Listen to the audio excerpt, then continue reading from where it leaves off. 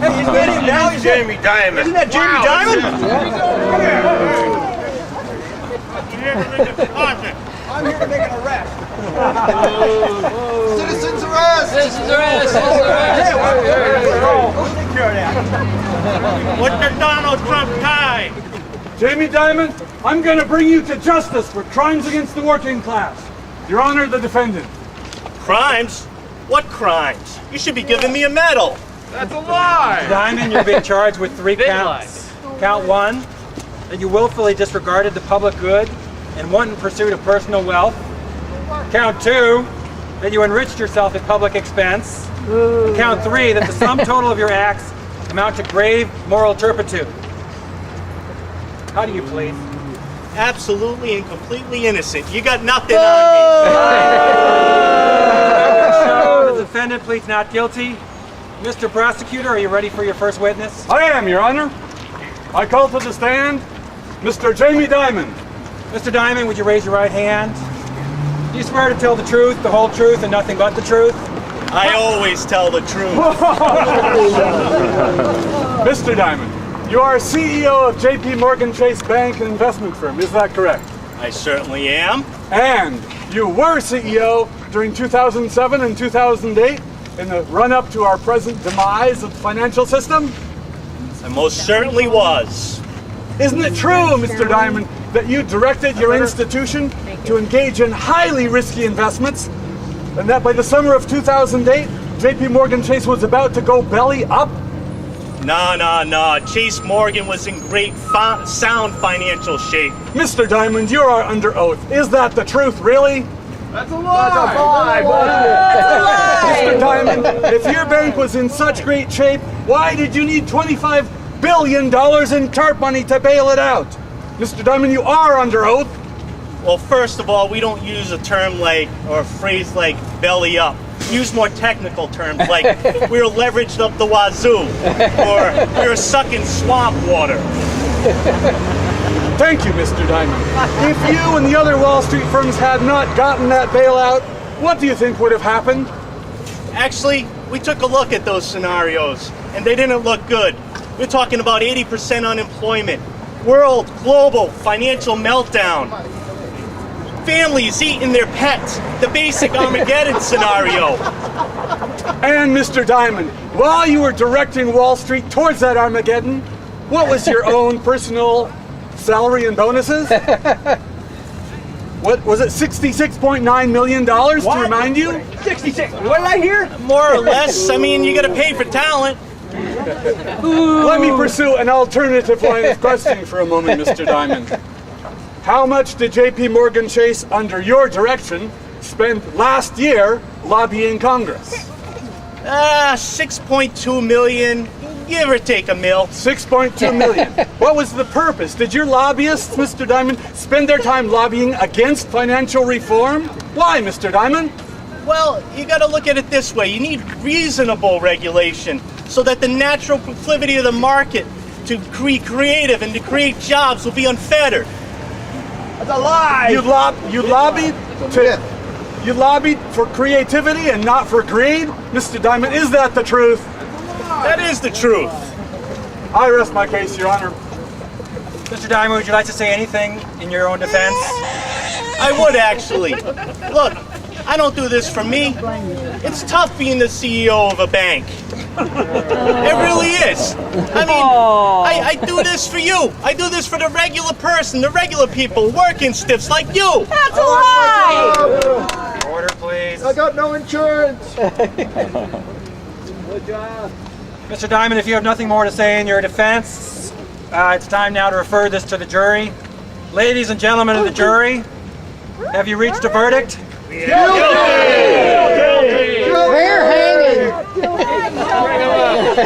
Hang him high! Your Honor, this proceeding is so out of hand.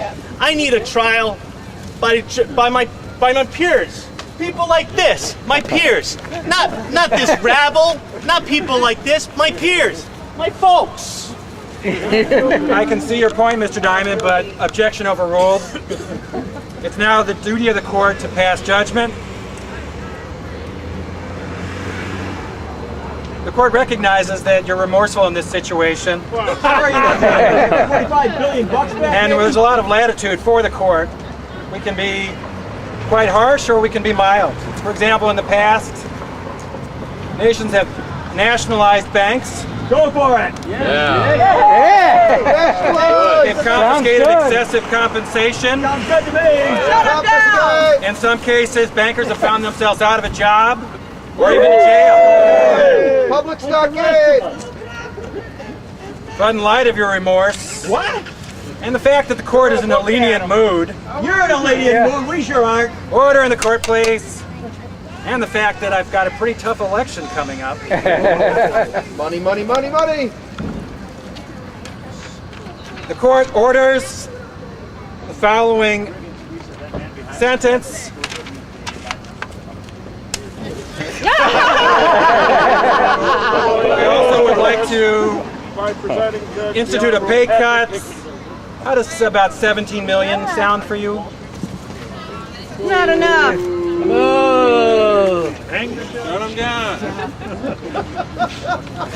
They're not too happy about it, but we can live with it.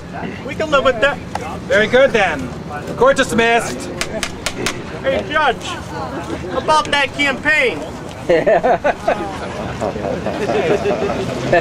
people say, make them pay. The people say, make them pay. The people say, make them pay. Make them pay. Make them pay. Make them pay. Make them pay. Make them pay. So I take it you didn't consider that an appropriate punishment for the sins of Mr. Jamie Dimon. No. The AFL-CIO is not necessarily punishment, but we have a plan that we would like Congress to institute that would take all these trillions of dollars that are in Wall Street and put them to work to put people back to work. There's basically four pieces. First of all, there should be fees paid by the Wall Street banks to pay back the bailout money. There should be a special levy on Wall Street bonuses. They should close the loopholes that allow hedge fund and private equity managers to pay taxes at a lower rate than those of us with ordinary income. And mostly, and most important, we are in favor of a financial transactions tax, a very small tax on large financial transactions, which other countries are looking at, the United States should look at, and would raise a significant amount of money, anywhere between $100 and $300 billion a year.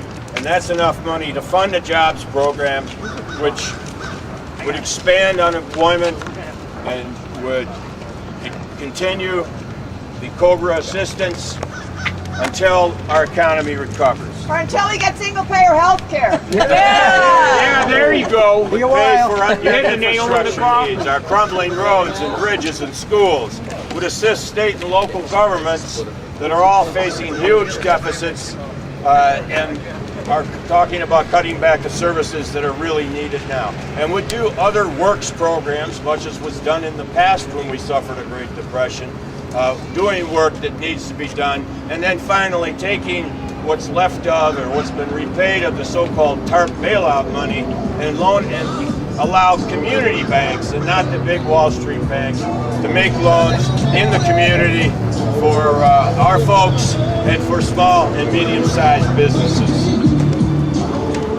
So with that, I would urge you all to carry this message to our member in Congress, or if you don't live in this area, your member in Congress, and our two U.S. senators. Call them, write them, etc. On the back of your $1 million bill, on the right-hand side is a list of the 4 points that I just made, how to raise money to pay for a jobs program, to put people back to work so they start buying stuff again so our economy recovers.